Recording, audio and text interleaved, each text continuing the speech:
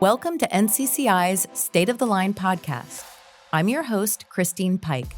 Each year, NCCI conducts a survey of over 100 carrier executives, which helps guide NCCI's data-driven research, our thought leadership, and many other NCCI initiatives. Today, I'm joined by Mark Mileusnic, NCCI's Chief Customer Operations Officer, and he's here to share what is top of mind for the industry and how NCCI is responding. Mark, welcome to the podcast.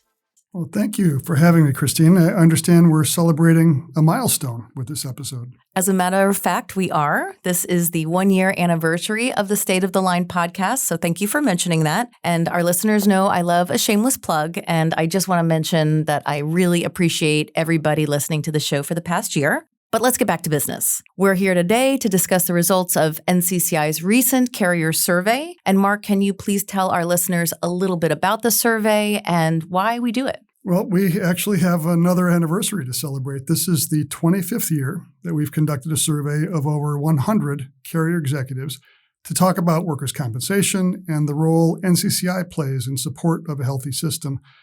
And they're really discussions about the system as well as about NCCI. We ask what's important to them, what they're seeing in the industry, and what they're thinking about for the future. The survey feedback we get, combined with literally thousands of engagements that our staff has with our carriers each year, helps define many of our focus areas and helps to fine-tune our mission to foster a healthy work comp system. And that information is incredibly important to NCCI. It informs our data-driven research, our thought leadership, and many other NCCI initiatives.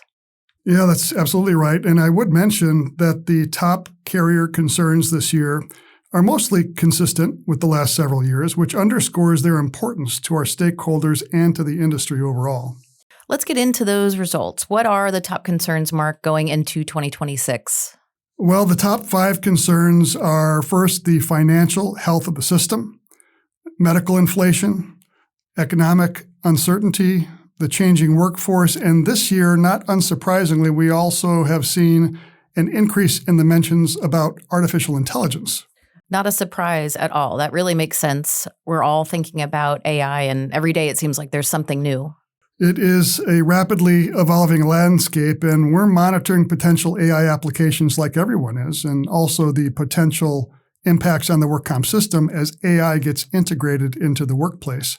I mean, think about how carriers are gaining programming efficiencies or efficiencies in claims management with AI tools instantly performing years of claims note summarizations.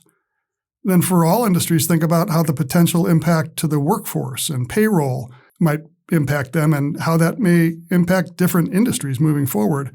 There is still a lot to be determined with AI, and it's one of the reasons we asked Ethan Mollick to be our keynote speaker at our annual Insight Symposium, which is only 6 months away at this point. Ethan is an innovation expert and artificial intelligence thought leader. He's also a professor of entrepreneurship at the Wharton School. And for our audience, if you've not heard him speak before, I would encourage you to check him out. He focuses on a practical and human-centered adoption of AI, and he really effectively identifies ways that we all can and should be using these tools right now.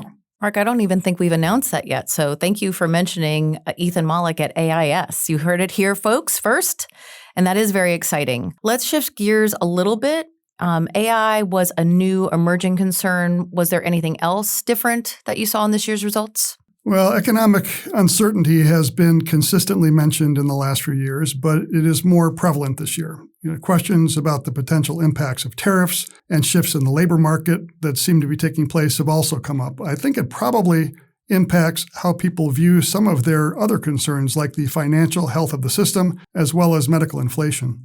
Can you say a little more about that? Well, employment impacts payroll growth, so the labor market has an impact on premium. Right now, we have low unemployment, moderate wage growth, but a somewhat stagnated hiring. While there is some skepticism about the sustainability of the strength of the labor market, right now we are sitting at a 4.3% unemployment rate. We've noted previously in our research that significant shocks to the economy have precipitated peaks in the work comp cycle, so that's something to pay attention to. The financial health of the system is always the number one concern of carriers in our survey results, but heightened economic uncertainty may bring about different questions than in years past.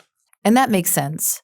You mentioned that the economy could be a potential system disruptor. And just to clarify for our listeners, are we seeing signs of that currently? Well, as my colleague and NCCI's Chief Actuary, Donna Glenn, would say, we don't have a crystal ball. What I can say is that our economics folks do not see an imminent reversal to the recent year's trends, and they are analyzing every available metric and constantly monitoring the system. As Donna often says, every state has its own story. I would add every carrier does too. While NCCI's latest loss costs and rate filings have mostly been decreasing, there have been a few increases, but the impact to carriers certainly varies. As we've shared in the past, the long-term decline in frequency, moderate severity, and growing wages continues to drive loss costs down. I can share that Donna and her team recently published a first look at the 2025 combined ratio, which is currently projected to be between 85% and 93%. So we are still seeing underwriting profitability on average across the system. And Donna will be joining us on an upcoming podcast to discuss the latest financial results in more detail, so we'll leave the rest of the numbers to her. But I think it's important to mention medical costs, since they are a top concern to our carriers. And perhaps you can mention a little bit more about how group health medical costs are different than medical costs in work comp. Can you say a little more, Mark? Yeah.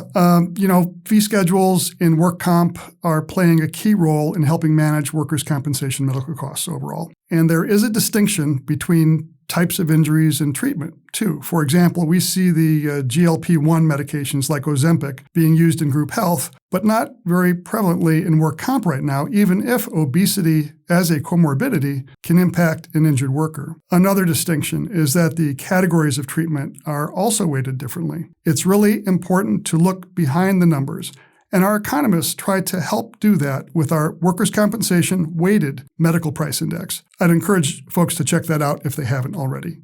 Absolutely. And speaking of the information that our customers depend on, right now we have reports on remote work, medical equipment costs, and other topics on ncci.com related to top industry concerns. We'll make sure to link those in the show notes. And I know you are extremely busy. We are grateful for you walking us through these results today. Is there anything else that comes to mind on the survey before we wrap it up? Well, one thing that's constant is change, and we're always trying to look ahead and analyze what's next. We've got world-class data thanks to the investment and commitment from our carriers.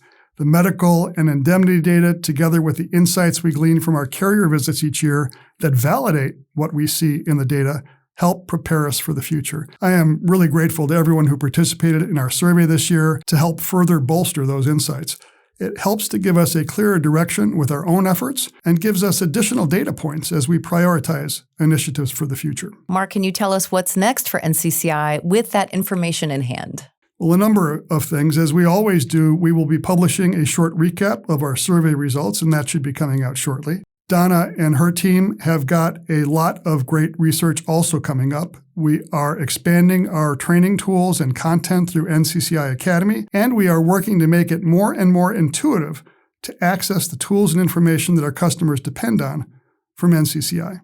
The last thing I'll mention is the value and insights we get from some of our frequent collaboration with the other bureaus. I know that our carriers value that as well, and we're hoping to expand that collaboration and partnership on our main stage during AIS 2026, so look forward to that. Another AIS 2026 tidbit. I love it. My final plug for the episode will be that AIS 2026 Save the Date is available now on ncci.com, and we'll also link that in the show notes.